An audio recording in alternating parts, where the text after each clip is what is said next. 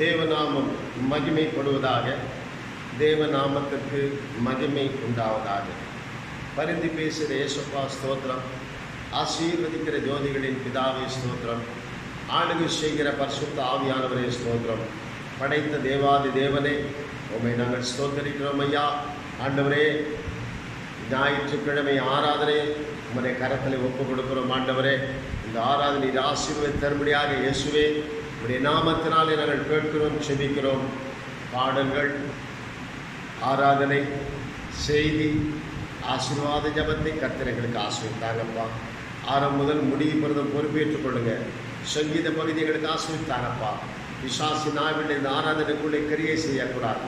ஆண்டவரே, பிள்ளைகளுடைய மனதை மாற்றாதபடி, சிந்தைகளை திருப்பாதபடி இயேசு நாமத்தில் அப்பாலை போய் என்று கடிதப்படுத்தப்படும். ஞாயிற்றுக்கிழமை ஆராதனை கருத்தினை கொடுக்கிறோம். ஆரம்பம் முதல் முடிவு பிறந்த ஒவ்வொரு பகுதி எங்களுக்கு ஆசீர்வதித்தார். எல்லா தடைகள் விலகட்டும். பரிசுத்தாவின் உதவியோடும் பலத்தோடும் இயேசுவின் சிந்தையோடும் ஆராதனை நடத்துவதற்கும் பிள்ளைகள் கேட்பதற்கு நீ உதவி செய்யும். இதுக்கு நம்ம நமக்கே செலுத்தும். தாழ்த்துமை மட்டும் உயர்த்துகிறோம். இரட்சகர் மீட்பெருமாகி ஜீவனுடைய இயேசு கிறிஸ்து மேலான நாமத்தினாலே செபித்தோம், ஜெபம் கேட்டீர், அப்படியே செய்தீர் எங்கள் நல்ல பிதாவே. ஆமென், ஆமென். அன்பு தேவ பிள்ளைகளே, அப்போஸ்தலர் புதிய ஏற்பாட்டின் சபை மக்களே, இதை கேட்கப் போகிற மற்ற மக்களே, ஆண்டவர் இந்த 6ஆம் மாதத்தின் முதல் ஞாயிற்றுக்கிழமை ஆராதனை நமக்கு ஆசீர்வதிக்கும்படியாக நாம் வீடுகளில் இருந்த வண்ணமாய் பயபக்தியோடு அவர் பாதத்தில் அமர்ந்து பாடலை பாடுவோம். 5 மாத காலமும் கர்த்தர் செய்த நன்மைகளுக்காக நாம் நன்றி உள்ளதோடு தேவநாமத்தை பாட்டின் மூலமாக மகிமைப்படுத்துவோம். எல்லாரும் நீங்கள் உட்கார்ந்த இடத்திலே கரங்களை தட்டி இந்த பாடலை பாடி கர்த்தராமத்தை மகிமைப்படுத்தும். இந்த உலகத்திலே திக்கற்றவர்கள், அனாதைகள், ஏழைகள், விதவைகள், தள்ளப்பட்டவர், ஒதுக்கப்பட்டவர்கள் அப்படி அநேக பேர் இருக்கிறார்கள். நம்மை கூட இந்த உலகத்திலே ஒதுக்குகிறார்கள், தள்ளுகிறார்கள், நம்மை அடிக்கிறார்கள், உதைக்கிறார்கள். நம் சக்திக்கு சொல்லும் போதெல்லாம் விரோதமாக எழும்புகிறார்கள். பரவாயில்லை, எதுவாக இருந்தாலும் பரவாயில்லை. ஆண்டவர் நமக்கு கூட இருக்கிறார், நம்மை ஒவ்வொரு நாளும் பாதுகாக்கிறார். பாடலை பாடி தேவநாமத்தை மகிமைப்படுத்துவோம். திக்கற்ற பிள்ளைகளுக்கு சகாயம் நீரே அல்லவோ, எக்காலம் துணை அவர்க்கு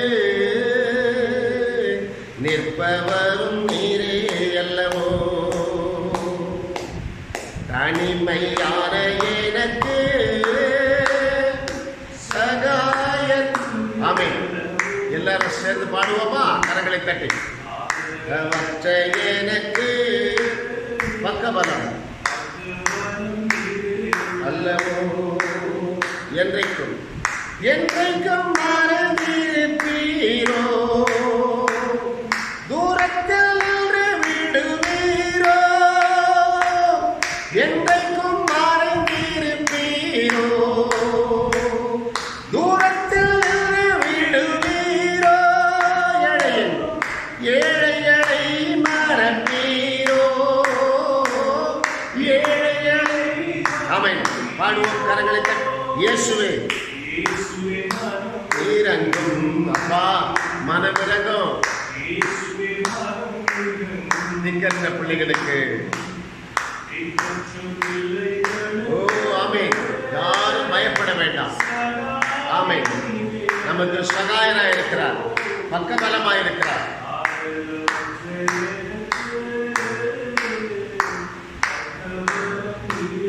அல்லவோ கர்த்தாவே எழுந்தருளோ, கர்த்தாவே எழுந்தருளோ, கை தூக்கி என்னை நிறுத்தும். ஆமென்.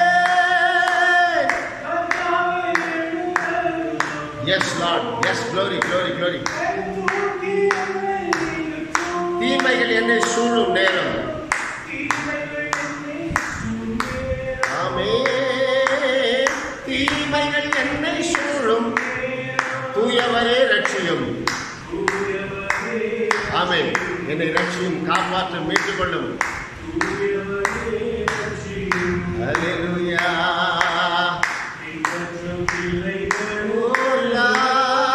இயேசுவே. அல்லேலூயா.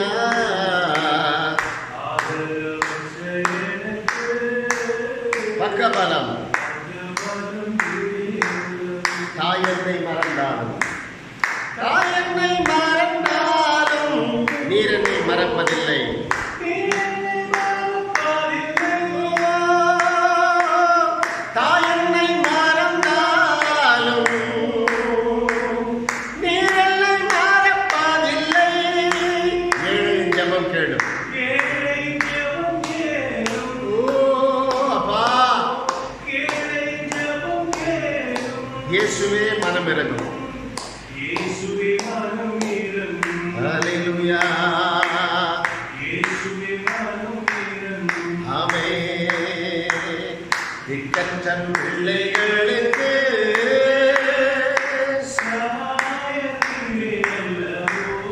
எக்காலம் துணை நிற்பவரும் நீரே அல்லவோ. நீரே அல்லவோ தனிமையான எனக்கு சகாயர், ஆதரவற்ற எனக்கு பக்கபலம்,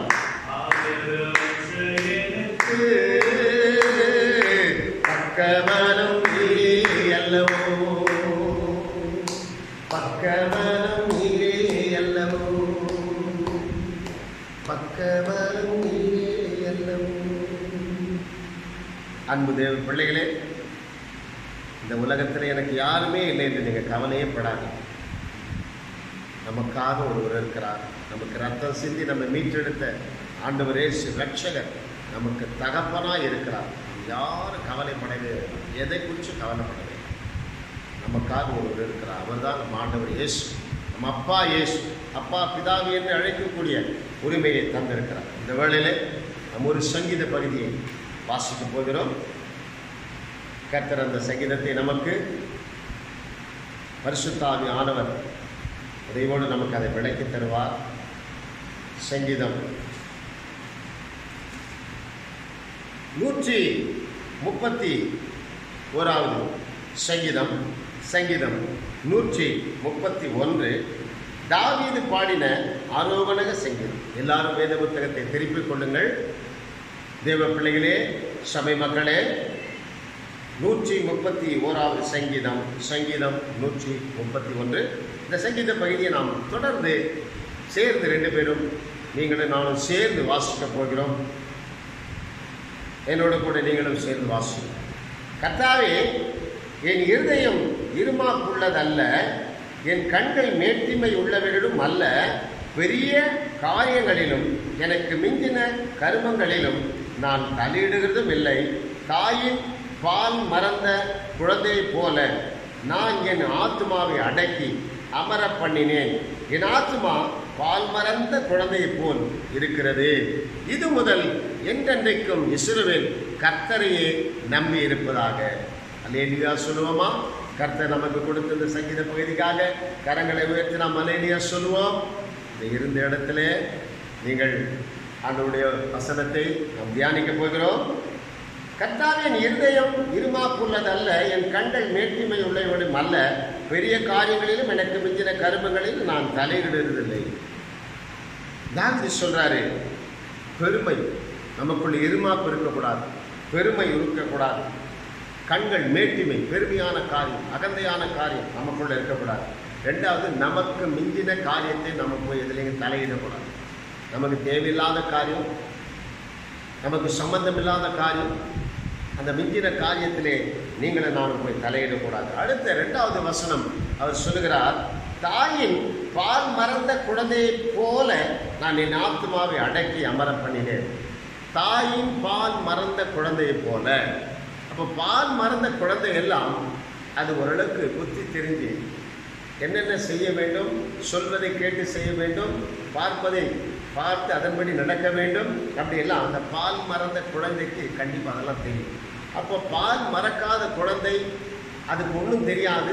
அது பசு எடுத்தால் அது அழ செய்யும். அது என்ன நடக்கிறதோ அதுக்கு தெரியாது.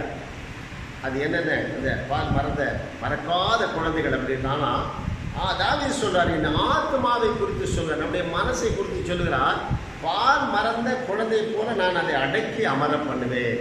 அப்போ ஆத்மாவை பால் மறந்த குழந்தை போல அடக்கி அமர பண்ணுவேன். இல்லைன்னா அந்த ஆத்மா எந்த நேரமும் பால் மறக்கலைன்னா, அதாவது அதுக்கு உதாரணம் என்னன்னா, நம்ம ஜெபிக்கிறோம், சில நேரங்களில் பதில் வரலை, சபைக்கு வரோம், காணிக்கை கொடுக்குறோம், நம்ம என்ன பண்ணுவோம், இதெல்லாம் செய்கிறேனே எனக்கு ஒன்றுமே நடக்கலையே அப்படின்னு சொல்லி அந்த விசுவாசி பேசும். அது எப்படின்னா, பால் மறந்த குழந்தையா இருக்கும், ஆவில அது வளராத குழந்தையா இருக்கும். என் ஆத்மா பால் மறந்த குழந்தை போல இருக்கிறது அப்படின்னு சொல்லி தாவீது சொல்றாரு. அதே கொரிந்தியர்ல பவுல் ஐயா எழுதுறாரு. 1 கொரிந்தியர் 3ஆம் அதிகாரத்திலே பவுல் ஐயா எழுதுறாரு 1 கொரிந்தியர் 3ஆம் அதிகாரத்தில், மேலும் சகோதரரே, நான் உங்களை ஆவிக்குரியவர்கள் என்று எண்ணி உங்களுடனே பேசக்கூடாமல் மாம்சத்துக்குரியவர்கள் என்றும் கிறிஸ்துவுக்குள் குழந்தைகள் என்றும் எண்ணி பேச வேண்டியதாயிற்று. அப்போ பால் மறந்த குழந்தை போல ஆத்மாவை அடைக்கிறவன் யாருன்னா ஆவியில் வளர்ந்தவன், தினந்தோறும் வேதத்தை வாசிக்கிறவன், துதிக்கிறவன், ஜெபிக்கிறவன், ஜெபம் பண்ணிட்டு ஆண்டவருடைய வருகை, ஆண்டவருடைய பதிலுக்காக காத்திருப்பான். முறுமுறுக்க மாட்டான், இஷ்டத்துக்கு எதையும் பேச மாட்டான், அவிசுவாசமான வார்த்தைகள் வராது. இது பால் மறக்காத குழந்தை போல, அந்த குழந்தைகளை போல இருக்கிறார். அடுத்து சொல்றாரு, நீங்கள் பலன் இல்லாதவள் ஆதலால் உங்களுக்கு போஜனம் கொடாமல் பாலை குடிக்க கொடுத்தேன், இன்னமும் நீங்கள் மாம்சத்துக்குரியவர்களாக இருக்கிறபடியால் இப்போது உங்களுக்கு பலன் இல்லை. அப்போ ரட்சிக்கப்பட்டு ஞானஸ்தானத்தை இயேசு ரத்தத்தினால கழுவப்பட்டவன் பலன் அடையின. தினந்தோறும் பரிசுத்த ஆவியினால பலப்படணும், வசனத்தினால நம்ம படித்து பலன் பெறணும். அப்படிப்பட்டவன் தான் பால் மறந்த குழந்தையை போல இருப்பான். 3வது வசனத்தை சொல்றாரு, பொறாமையும் வாக்குவாதமும் பேதங்களும் உங்களுக்குள்ள இருக்கிறபடியால் நீங்கள் மாம்சத்துக்குரியவர்களாக இருந்து மனுஷர் மார்க்கமாய் நடக்கிறீர்கள் அல்லவா.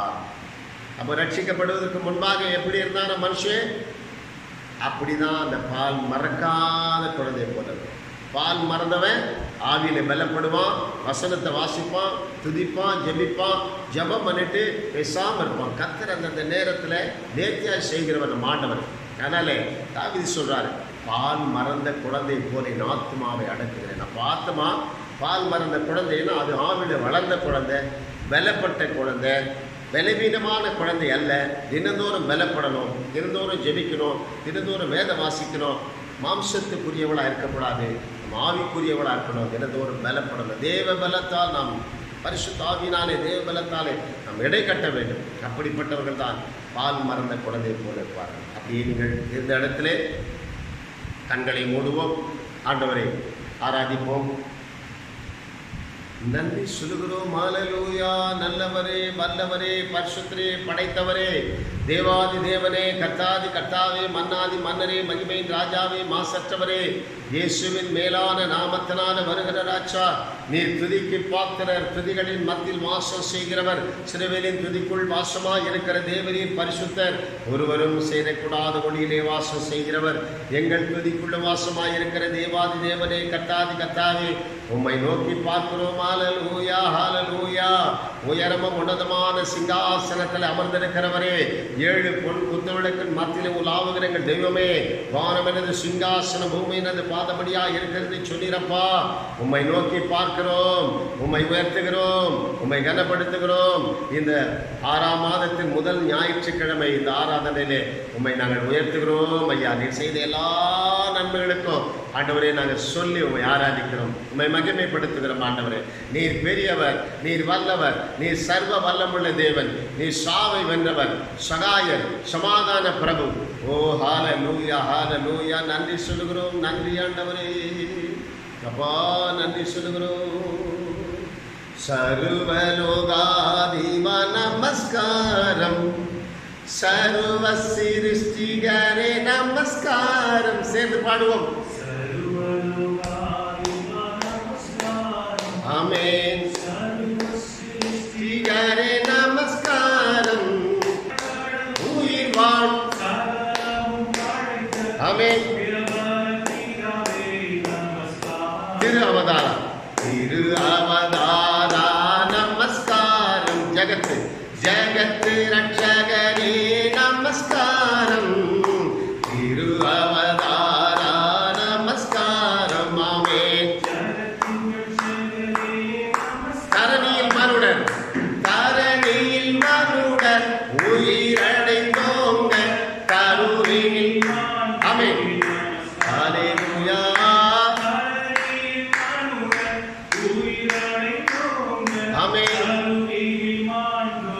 நமஸ்காரம். பரிசுத்த பரிசுத்த ஆவியே நமஸ்காரம். பரம பரம சத்குருவே ஆமென்.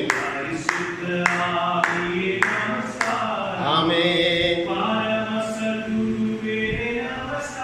அருவியாய் அருவியாய் அடியார் அகத்தினில் வசிக்கும் அரிய சித்தே சத நமஸ்காரம்.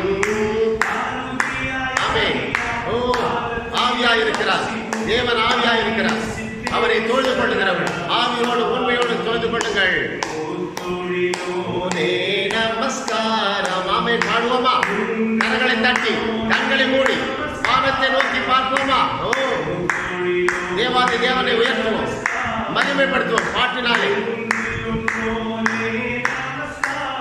ஆமென். காதி காதா எஸ் நமஸ்காரம்.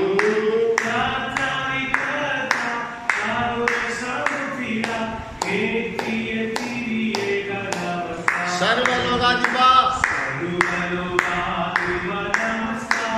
ஆமென்.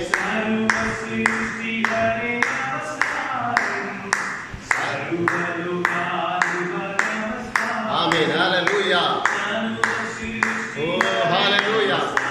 ஆமென். காரை கடல் மூழ்கிவான் நமஸ்காரம். காரை கடல் மூழ்கிவான் படைத்த பிதாவே நமஸ்காரம். நரவிரி விரதமசிது குருதி அந்தரர. சர்வ சிருஷ்டிக்கும் அவர் எஜமானர். சர்வத்தையும் வார்த்தையினால் உண்டாக்கினார். மனுஷனை மட்டும் மண்ணினாலே உண்டாக்கி ஜீவ சுவாசத்தை அவன் நாசியில ஊதி ஜீவாத்மா. இதற்காக என்றால் அவன் மூலமாக தேவ பக்தி உள்ள சந்ததி பெருக வேண்டும் என்பதற்காக மனுஷனை மண்ணினாலே உண்டாக்கினார். ஒரே ஒரு மனுஷனை உண்டாக்கினார். அப்படிப்பட்ட தெய்வம். ஆனால் இன்றைக்கு அவரால் படைக்கப்பட்ட, அவரால் உண்டாக்கப்பட்ட மனிதர்கள் எல்லாம் படைத்த தெய்வத்தை, உண்டாக்கின தெய்வத்தை விட்டுவிட்டார்கள். போல ஆராதனை செய்கிறது. ஆனால் உங்களை என்னை கர்த்தர் அழைத்திருக்கிறார். தாயின் கருவிலே நம்மை அறிந்திருக்கிறார். தாயின் கருவிலே நம்மை தெரிந்து கொண்டார். உலக தோற்றத்துக்கு முன்பாக நம்மை தெரிந்து கொண்டார். எதற்காக? இந்த நாட்களிலே, இந்த வருஷ காலங்களிலே நம்மை ஆராதிக்க வேண்டும் என்று கர்த்தர் நம்மை முன்கூட்டி அவர் நம்மை தெரிந்து கொண்டார். அன்பான தேவ மக்களே, கர்த்தர் நல்லவர். இந்த கொடூரமான காலம், இந்த மோசமான காலம், இந்த வியாதியின் காலத்திலே நம்மை ஒவ்வொரு நாளும் பாதுகாக்கிறாரே, தாங்குகிறாரே, ஏந்துகிறாரே. நம்மை சுற்றி அக்கினி மதிலாக இருக்கிறாரே. தீங்கு நாளின் கூடார மரத்திலே மறைவிலே ஒரித்து வைத்துக் கொள்கிறாரே. அப்படிப்பட்ட தேவாதி தேவன் இன்றைக்கு அவனை நாம் உயர்த்துகிறோம். இந்த 6ஆம் மாதத்தை தந்தமைக்காக நன்றி. இந்த முதல் ஞாயிற்றுக்கிழமையிலே கர்த்தர் பெரிய காரியங்களை நமக்கு செய்ய போகிறார். அற்புதங்களை செய்ய போகிறார். அதிசயங்களை செய்ய போகிறார். நாம் அதை காணப்போகிறோம்.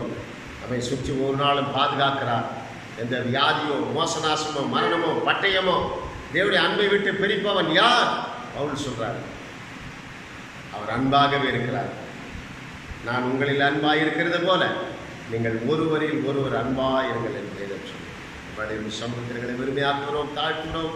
அப்பா உமக்கு நன்றி சொல்லுகிற மாட்டோம். ஞாயிற்றுக்கிழமை ஆளான கர்த்தருடைய வல்லமையினாலே எங்களை நிரப்பினக்காக, எனக்கு மத்தியில் இறங்கினதற்காக, உலாவினதற்காக ஸ்தோத்திரம், ஸ்தோத்திரம், ஸ்தோத்திரம். முடிவு மருந்தும் பொறுப்பேற்றுக் கொள்ள எங்களோடு பேசும். சகல துதிக்கான மகிமை நமக்கே செலுத்துகிறோம். எங்களை தாழ்த்துமை மட்டும் உயர்த்துகிறோம். மரித்தோரில் இருந்து உயிர்த்தெழுந்த எங்கள் ஜீவனுடைய இயேசு கிறிஸ்து மேலான நாமத்தினால் ஜெபித்தோம். ஜெபம் கேட்டீர், அப்படியே செய்தீர்கள். நல்ல பிதாவே. ஆமென், ஆமென், ஆமென் என்று சொல்லும். எல்லாரும் அப்படியே நீங்கள் இருக்கிற இடத்துல கர்த்தருடைய வார்த்தைக்காக நாம் கடந்து போகிறோம். வார்த்தையை நாம்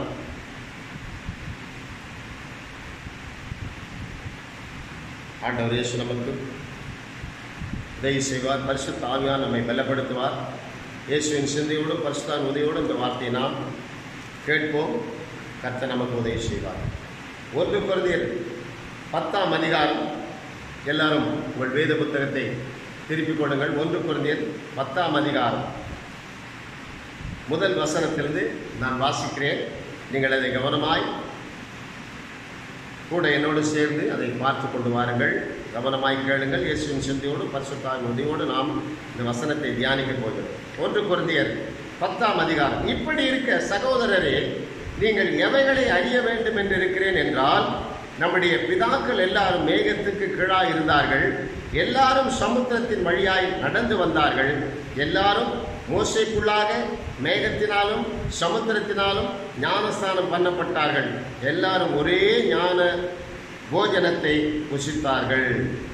அன்பான தேவ மக்களே, சபை மக்களே, மற்ற இதை கேட்கிற மற்ற ஜனங்களே, இஸ்ரவேல் மக்களை ஆண்டவர் அந்த எகிப்திலிருந்து அடிமைத்தனத்திலிருந்து அவர்களை 400 வருஷங்களாக அவர்கள் அடிமைத்தனத்தில் இருந்தார்கள். அதிலிருந்து அவர்களை கர்த்தர் வெளியே கொண்டு வரார். வெளியே கொண்டு வருகின்ற அந்த நாட்களிலே நடந்த இந்த சம்பவங்களை கர்த்தர் நமக்கு பவுலையா எழுதி வச்சிருக்கிறார். எல்லாரும் மோசேக்குள்ளாக மேகத்தினாலும் சமுத்திரத்தினாலும் ஞானஸ்தானம் பண்ணப்பட்டார்கள். மேகத்தினாலும் சமுத்திரத்தினாலும் ஞானஸ்தானம் பண்ணப்பட்டார்கள். எல்லாரும் ஒரே போஜனத்தை புசித்தார்கள். ஆவிக்குரிய போஜனம், தேனிட்ட பணியாரம் மன்னாவை கொடுத்தார். மன்னா என்றால் வசனம் என்று சொல்லப்படுகிறது, கொடுத்தார். அதன் பிறகு எல்லாரும் ஒரே ஞானபானம், ஆவிக்குரிய பானத்தை குடித்தார்கள். எப்படினில் அவர்களோடு கூட சென்ற கண்மலையின் தண்ணீரை குடித்தார்கள். அந்த கண்மலை கிறிஸ்துவே. கர்த்தர் அவர்களோடு கூட வந்தார். அந்த கண்மலை கிறிஸ்து. அந்த கண்மலை அடித்த பொழுது தண்ணீர் வந்தது, அதை குடித்தார்கள். இவ்வளவெல்லாம் ஆண்டவர்களை அடிமைத்தனத்தில் வெளியே கொண்டு வந்தார். ஆனால் அதன் பிறகு அவர்கள் செய்தது பாருங்கள். 5ஆம் வசனத்திலே, அப்படி இருந்தும் அவர்களில் அதிகமான பேரிடத்தில் தேவன் பிரியமா இருந்ததில்லை, ஆதலால் வனாந்தரத்திலே அவர்கள் அழிக்கப்பட்டார்கள். ஆண்டவர் இயேசு இஸ்ரவேல் மக்களை எகிப்திலே அடிமைத்தனத்திலிருந்து அவர்களை வெளியே கொண்டு வந்து தேசத்தின் வழியாக போனால் அந்த ராஜாக்கள் ஊர் மக்கள் எல்லாம் மறுபடியும் விரோதமாக எழும்புவார்கள் என்றதுக்காக அவர்களை வனாந்தர வழியாக அவர்களை கொண்டு வருகிறார். அப்படி இருந்தும் அவர்களில் அதிகமான பேரிடத்திலே தேவன் பிரியமா இருந்ததில்லை, ஆதலால் வனாந்தரத்திலே அவர்கள் அழிக்கப்பட்டார்கள். முதல். 2வது, அவர்கள் இச்சித்தது போல நாமும் பொல்லாங்கானவைகளை இச்சியாதபடி இவைகள் நமக்கு திருஷ்டாந்தரங்களாக எழுதப்பட்டிருக்கிறது. முதல்ல தேவன் அவள் மேலே பிரியமா இல்லை. 2வது அவங்க இச்சை, ஆசை. அவங்க இச்சை என்பது தனக்குரியது அல்லாதது. மற்ற எந்த பொருள் மேலே ஆசை வச்சாலும் அது இச்சையாகிடும். அது மாதிரி செய்யக்கூடாது. நமக்குரிய பொருளை மட்டும்தான் நம்ம அதை நம்ம பயன்படுத்தி கொள்ளணும். நமக்கு அல்லாத பொருள் மேலே அதை ஆசை வைக்க கூட அதுதான் இச்சை என்று சொல்லப்படுகிறது. அது மாதிரி அவங்க பண்ணிட்டாங்க. இதெல்லாம் நமக்கு முன் அடையாளங்களாக நமக்கு எழுதப்பட்டிருக்கிறது. ஜனங்கள் புசிக்கவும் குடிக்கவும் உட்கார்ந்து விளையாட எழுந்திருந்தார்கள் என்று எழுதியிருக்கிறபடி அவர்களில் சிலர் விக்கிரக ஆராதனைக்காரன் ஆனது போல நீங்களும் ஆகாதிருங்கள். 8வது வசனம், அவர்களில் சிலர் வேசித்தனம் பண்ணி ஒரே நாளிலே 23,000 பேர் விழுந்து போனார்கள். அதுபோல நாமும் வேசித்தனம் பண்ணாதிருப்போமாக. அவர்களில் சிலர் கிறிஸ்துவை பரீட்சை பார்த்தும் பாம்புகளால் அடிக்கப்பட்டார்கள். அதுபோல நாமும் கிறிஸ்துவை பரீட்சை பாராதிருப்போமாக. அவர்களில் சிலர் முறுமுறுத்து சங்காரக்காரனாலே அழிக்கப்பட்டார்கள். அதுபோல நீங்களும் முறுமுறுக்காதிருங்கள். இவைகளெல்லாம் திருஷ்டாந்திரங்களாக அவர்களுக்கு சம்பவித்தது உலகத்தின் முடிவு காலத்தில் உள்ள நமக்கு. தேவஜனமே, நாம் இப்போது முடிவு காலத்திற்கு வந்திருக்கிறோம். நமக்கு எச்சரிக்கிறார் ஆண்டவர். அவர்களை விடுதலையாக்கி கொண்டு வந்தார். ஆனால் அவர்கள் எல்லாரும் தேவனுக்கு விரோதமாய், மோசேக்கு விரோதமாய் பேசினார்கள். இந்த மாதிரி சம்பவங்கள் எல்லாம் அவர்களுக்கு நடந்தது. இதையெல்லாம் அவர்கள் செய்தார்கள். அதனாலே அவர்கள் அடிக்கப்பட்டார்கள், அவர்கள் விழுந்து போனார்கள். ஒரே நாளில் 23,000 பேர் விழுந்து போனார்கள். அதனாலே ஆண்டவர் நமக்கு திஷ்டாந்திரமாக எழுதியிருக்கிறார், முன் அடையாளமாக எழுதியிருக்கிறார், எச்சரிக்கையாக எழுதப்பட்டிருக்கிறது. ஆகையினாலே நாம் ரொம்ப ரொம்ப ஜாக்கிரதையாக இருக்க வேண்டும். அன்பான தேவ மக்களே, ஆண்டவர் இயேசு அவர்களை வெளியே கொண்டு வரும்போது மேகஸ்தம்பம், பகலிலே மேகஸ்தம்பமாகும், இரவிலே அக்னி ஸ்தந்தமாகும் இப்படி நடத்தி வந்தார். அதுக்கப்புறம் சமுத்திரம் 2ஆய் பிளந்தது, வெட்டாந்தரையானது. செங்கடல் ஒரு பக்கம், பார்வோன் சேனை ஒரு பக்கம். 2ஆக அவர் பிறந்து அந்த ஜனங்களை, இஸ்ரவேல் மக்களை அழகாக அவர்கள் வெளியே கொண்டு போனார், காப்பாற்றினார். அது வெட்டாந்தரை பாருங்க, தண்ணீர் ஜலம் வெட்டாந்தரையாக, கடல் தண்ணீர் வெட்டாந்தரையாக மாறினதாம். எப்படி இருக்கும் பாருங்க. அப்போ நமக்கு விரோதமான காரியங்கள் இந்த உலகத்தில் யாரெல்லாம் எழுப்பினான்னா அவனும் ஒன்றுமில்லாமல் போயிடுவான்னு சொல்லி ஒரு காய்ந்து போச்சு. தண்ணீரே இல்லாமல் அது வெட்டாந்தரையாய் மாறினதாம். அதாவது ஆண்டவர் வழி நடத்தும் பொழுது நமக்கு விரோதமான வருகிற காரியங்கள் எல்லாம் ஒன்றுமில்லாமல் போய்விடும். அந்த பார்வோன் சேனை அந்த கடலிலே, அந்த செங்கடலிலே அவன் அழிக்கப்பட்டான். அதுக்கப்புறம் மன்னாவை புசித்தார்கள். கண்மலை அடித்து தண்ணீரை புறப்பட செய்தார். அதுக்கப்புறம் ஆண்டவர் கறி கேட்டாங்க, கறி கொடுத்தார். இப்படி ஆண்டவர் அவர்களை வழி நடத்தி கொண்டு வந்தார். உபாகமத்தில் ஒரு வார்த்தை சொல்லுகிறது. உபாகமம் 8ஆம் அதிகாரத்தில் இது எவ்வளவு பெரிய வார்த்தை பாருங்க. உபாகமம் 8ஆம் அதிகாரம் ஆண்டவர் சொல்லுகிறார், அவர்களை வெளியே கொண்டு வந்த நாட்களிலே, உபாகமம் 8:4 வசனம், உபாகமம் 8ஆம் அதிகாரத்திலே 4ஆம் வசனம் சொல்லுகிறது, இந்த 40 வருஷமும் உன்மேல் இருந்த வஸ்திரம் பழையதாய் போகவும் இல்லை, உன் கால் வீங்கவும் இல்லை. இது எவ்வளவு பெரிய ஆச்சரியம் பாருங்க. 40 வருஷமா இஸ்ரவேல் மக்களை கர்த்தர் அந்த அடிமைத்தனத்திலிருந்து விடுதலையாக்கி கொண்டு வருகிறார். ஆனால் அவருடைய ட்ரெஸ் அழுக்காகலையா, அவங்க கால் வீங்கலையா. பாருங்க, வண்ணாந்தரத்தில் எந்த கடையும் இருக்காது, தின்பண்டங்கள் இருக்காது, டாக்டர்கள் இருக்க மாட்டாங்க, மனிதர்கள் இருக்க மாட்டாங்க, எந்த தேச மக்களும் இருக்க மாட்டாங்க.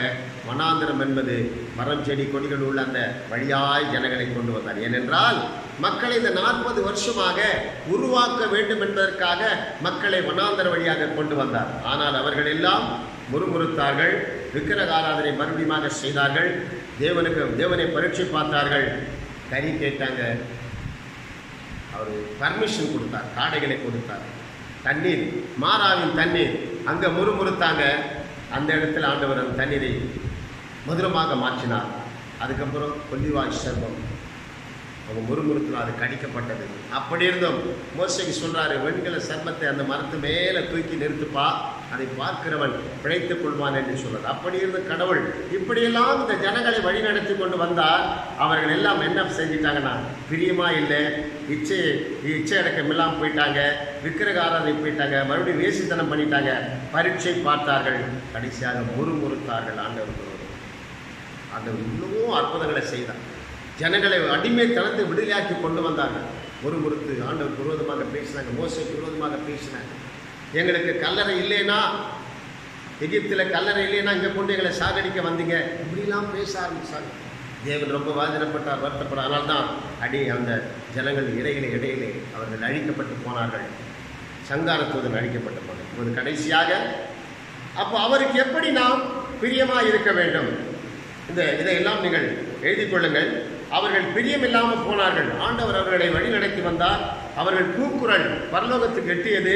அதனால் ஆண்டவர் மோசே அனுப்பி அவர்களை விடுதலையாக்கி கொண்டு வந்தார். பார்வோன் அனுப்பின சீக்கிரமா, ஆனாலும் 10 வாதைகள் அவனுக்கு கொடுத்தார். அதன் பிறகு அனுப்பிச்சியும் செங்கடல் கிட்ட வரும் பொழுது பார்வோன் சேனை ஒரு பக்கம், செங்கடல் ஒரு பக்கம் அவர்களை நெருக்கிற போது, அந்த நேரத்தில் மோசையுடைய கையில் இருந்த கோலை நீட்டுன்னு சொன்னார். செங்கடல் 2ஆய் பிளந்து இஸ்ரவேல் மக்கள் காப்பாற்றப்பட்டார்கள், விடுதலையாக்கப்பட்டார்கள். இப்படியெல்லாம் செய்த ஆண்டவரை அவர்கள் விரோதமாக பேசி முறுமுறுத்து அவருக்கு வேசித்தனம் செய்தார்கள். பழையபடி அவர்கள் முறுமுறுத்து பரீட்சை பார்த்தார்கள், இச்சை அடக்கம் இல்லாமல் போனார்கள், விக்கிரக ஆராதனை செய்தார்கள், பிரியமில்லாமல் போனார்கள். இப்போது நாம் பிரியமாய் இருக்க வேண்டும். அதற்கு ஆண்டவர் சொல்லுகிறார், ரோமர் 14:18 சொல்றார், யார் பிரியமாயிருப்பார்கள். இப்போது நமக்கு எழுதியிருக்கிறார், கடைசி நாட்கள் நாம் வந்திருக்கிறோம், அவர்கள் செய்தது போல நீங்கள் செய்யாதிருங்கள்.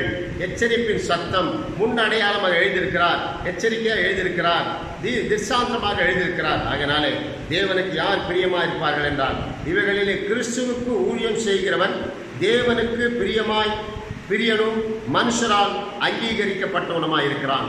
அப்போ ஊழியம் செய்கிறவன், கர்த்தருடைய பிள்ளைகள் எல்லாரும் தேவனுக்கு பிரியமா இருப்பாங்க.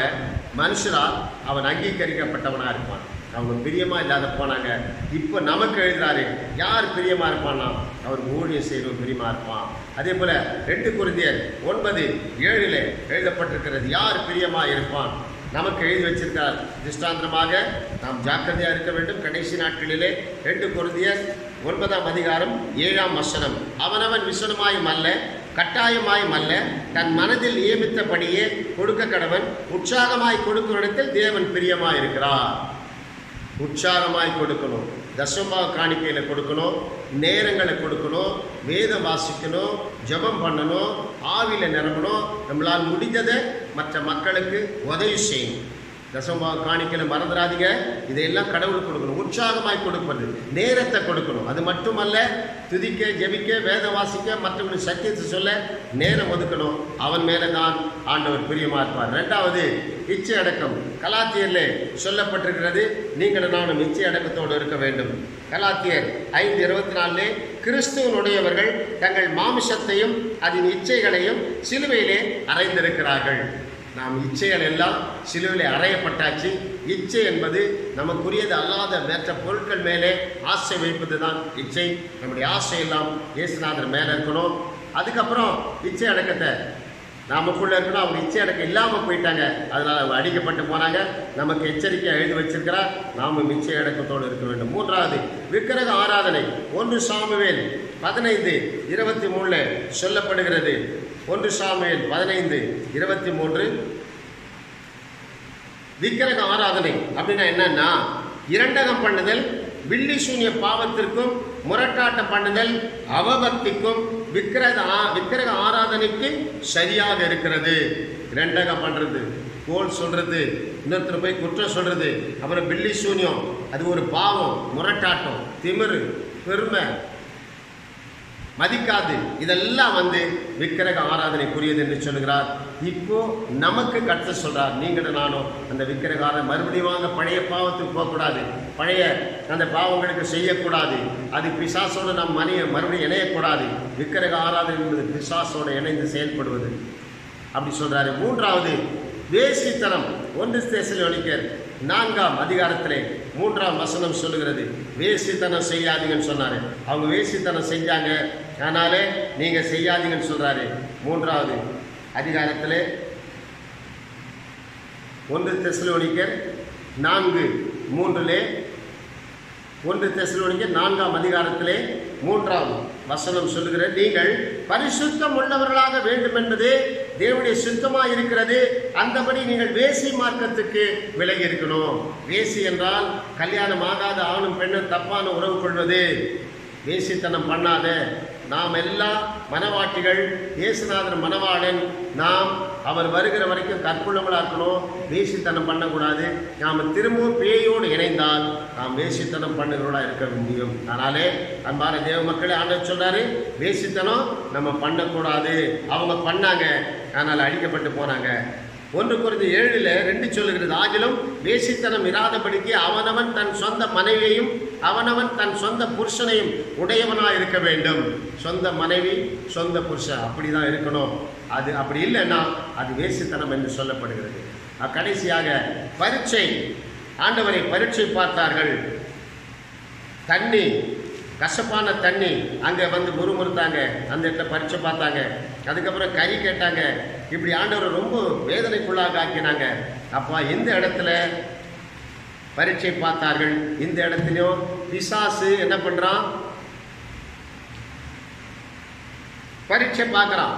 அதற்கு இயேசு, உன் தேவனாகிய கர்த்தரை பரீட்சை பாராதிருப்பாயாக என்று எழுதியிருக்கிறது. பிசாசு என்ன பண்றான்? இயேசுநாதரை கொண்டு போய் மலை மேலே நிற்க வைக்கிறான், உப்பரிக்கு மேலே நிற்க வைக்கிறான், கல்ல அப்பமாக்குன்னா மேலே குதின்னு சொல்லி பரீட்சை பார்க்கிறான். அதனால பரீட்சை பார்ப்பது பிசாசுக்குரிய காரியம். நீங்களும் நானும் தேவனை பரீட்சை பார்க்க கூடாது. எனக்கு இதை செய்தா நான் இதை கொடுப்பேன், எனக்கு இது செய்தா, எனக்கு இது கிடைச்சா, எனக்கு கல்யாணமானா, எனக்கு வேலை கிடைச்சா நான் இயேசுநாதரை ஏற்றுக்கொள்றேன். அந்த பரீட்சை பார்க்கிற வேலையை இருக்கக்கூடாது. விசேஷமாக கிறிஸ்தவ மக்கள் ரொம்ப ஜாக்கிரதையாக இருக்கணும். பரீட்சை பார்ப்பது பிசாசின் கிரியை.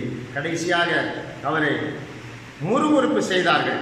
யோவான்லே கடைசியாக நாம் எடுத்துக்கொள்ளும் யோவான் புஸ்தகத்தை 6ஆம் அதிகாரத்திலே 41ஆம் வசனம் சொல்லுகிறது, நான் வானத்திலிருந்து வந்த அப்பம் என்று அவர் சொன்னது நிமித்தம் யூதர்கள் அவரை முறுமுறுத்தார்கள்.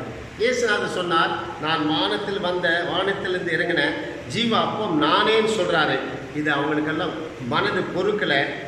அவர் சொன்ன வார்த்தைக்கு அவர் விரோதமாக எழுப்பினாங்க, அவருக்கு விரோதமாக முறுமுறுத்தாங்க. அதே 6ஆம்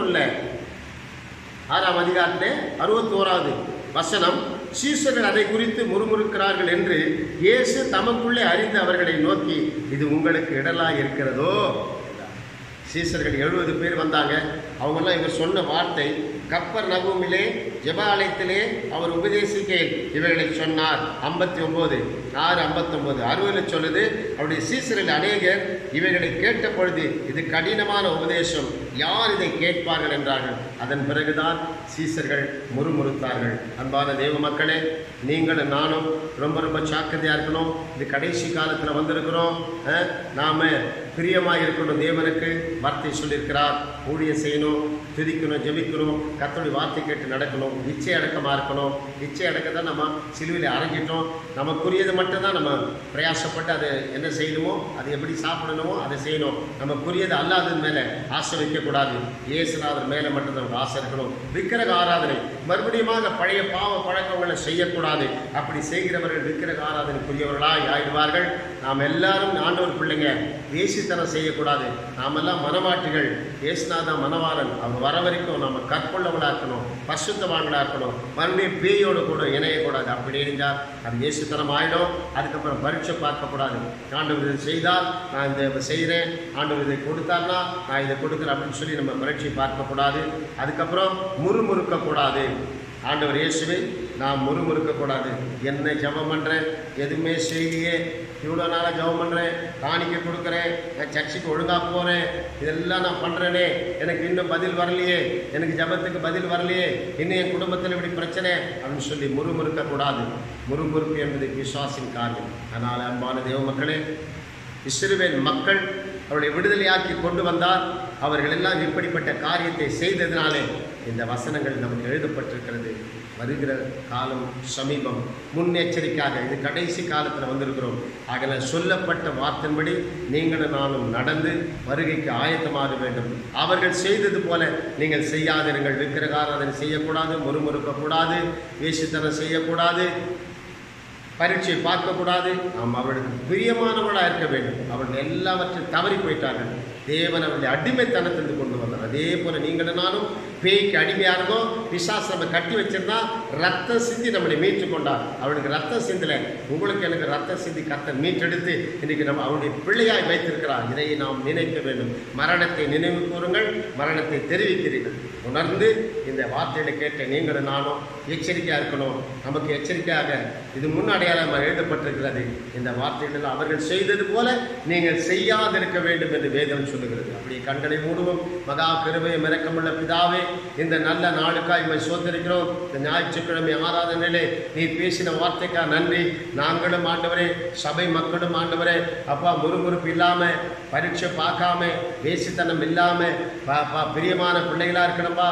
ஆண்டவரே ஸ்தோத்திரம் ஸ்தோத்திரம் ஸ்தோத்திரம். வெச்சி அடக்கத்தோடு இருக்கணும் ஆண்டவரே. அப்பா நாங்கள் தேவனுக்கு விரோதமாக எதுவும் செய்யக்கூடாதப்பா. நாங்கள் ரத்தத்தினால கழுவப்பட்டங்க. இயேசுவின் நாமத்தினாலே எங்களை அர்ப்பணிக்கிறோம், எங்களை வெறுமையாக்குகிறோம், ஒப்பு கொடுக்கிறோம். 1 கொரிந்தியர் 10ஆம் அதிகாரத்தில் நீங்கள் எச்சரிப்பின் சத்தத்தை தெரிவித்திருக்கிறேன். அதன்படி நாங்கள் வாழ்வதற்கு எங்களுக்கு உதவி செய்யும். அது ஒரு நாம மகிமைப்படணும். மொத்தத்தில் தேவ சாயலாய் மாறி வாழ, விக்கிரக ஆராதனை திரும்பமாக அடிமையாகாதபடி எங்களை ஒப்பு கொடுக்குறோமான்னு எங்கள் ஒவ்வொரு ஆவி ஆத்மா சரித்து ஒப்பு கொடுக்குறோம். அப்பா, இந்த எங்கள் சபை மக்கள் ஒவ்வொரு ஆசீர்வதிங்க. எல்லா தடைகள் விலகட்டும். இந்த வியாதி யாரையும் பாதிக்கக்கூடாது, இந்த வியாதி யாரையும் தொற்றக்கூடாது. ஆண்டவரே, இதுக்கு ஒரு முடிவு வர வேண்டும். அது உம்முடைய கரத்தில் இருக்கிறது ஆண்டவரே, உடைய கரத்தில் இருக்குது. சபை மக்கள் எல்லாரும் ஒப்பு கொடுக்குறோம் அப்பா. அவர் வீடுகளிலே இருக்கும் பொழுதெல்லாம் துதிக்க, ஜெபிக்க, தனித்து ஜெபிக்க, குடும்பமாய் ஜெபிக்க உதவி செய்யுங்க. எந்த வியாதியும் அப்பா சபை மக்களை, உலகத்தில் இருக்க தேவ ஊழியர்கள், சபை மக்கள், கிறிஸ்துவ பிள்ளைகளை தாக்காதபடி கர்த்தர் ஒவ்வொருவரையும் பாதுகாத்துக் கொள்ளும், நாமத்தை மகிமைப்படுத்திக் கொள்ளும். இந்த வியாதியிலிருந்து கர்த்தாவே உலகத்தின் மக்களை விடுதலையாகும், ரட்சியும், நாமத்தை மகிமைப்படுத்தும். திரு மகிமை நமக்கே செலுத்தும். எங்களை தாழ்த்தி மட்டும் உயர்த்தும். சத்ருவின் கிரிகள் இயேசு நாமத்தில் அழிக்கப்படட்டும். சத்ருவின் கிரிகள் இயேசு நாமம் நிர்மூலமாக்கப்படட்டும். நாமத்தை மற்றும் மகிமைப்படுத்துகிறோம். தாழ்த்துமை மட்டும் உயர்த்துகிறோம். ரட்சகர் மீட்பருமாகிய ஸ்ரீவன் இயேசு கிறிஸ்து மேலான நாமத்தினால ஜெபித்தோம். ஜபம் கேட்டு அப்படியே செய்து எங்கள் நல்ல பிதாவே, ஆமென் ஆமென் என்று சொல்லுவோம். சேர்ந்து சொல்லுவோம். என் ஆத்துமாவே கர்த்தரை ஸ்தோத்திரி, என் முழு உள்ளமே கர்த்தருடைய பரிசுத்தம் ஸ்தோத்திரி, என் ஆத்துமாவே கர்த்தரை ஸ்தோத்திரி, கர்த்தர் செய்த சகல உபகாரங்களை மறவாது. ஆமென். கர்த்தராகிய இயேசு கிறிஸ்துவின் கிருபையும், பிதாவாகிய தேவனுடைய அன்பும், பரிசுத்த ஆவியானுடைய அந்யோன்ய ஐக்கியமும், சகல பரிசுத்தவான்களோடு விசேஷமாய் நம் அனைவரோடு கூட கர்த்தருடைய வருகை மற்றும் மாறாதிருப்பதாக. எல்லாரும் ஆமென் சொல்லுவோம். ஆமென் ஆமென் ஆமென். கர்த்தர் உங்களை ஆசீர்வதிப்பார்.